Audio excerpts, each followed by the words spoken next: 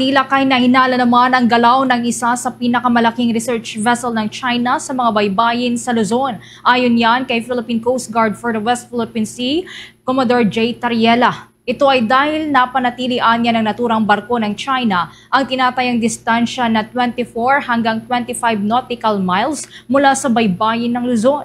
Kung makikitaan niya ang kabuuan ng Luzon, maraming contours pero napanatili pa rin anya ng naturang Chinese research vessel ang parehong distansya. Kaya't palaisipan sa opisyal kung bakit intentional na sinusundan ng Chinese vessel ang contour ng coastline ng ating bansa.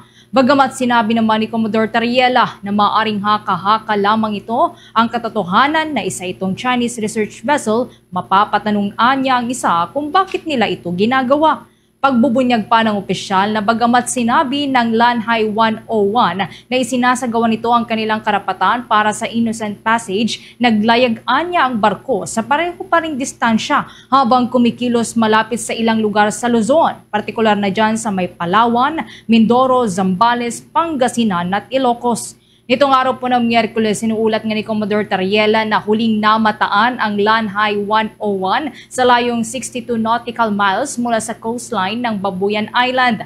Una naman itong na-monitor na nasa eastern coast ng Palawan noong araw ng Linggo, Pebrero 9. Saka naman ito naispatan na nasa 17 nautical miles west-northwest ng Lubang, Occidental Mindoro, umaga yan ng Martes base sa datos ng Philippine Navy.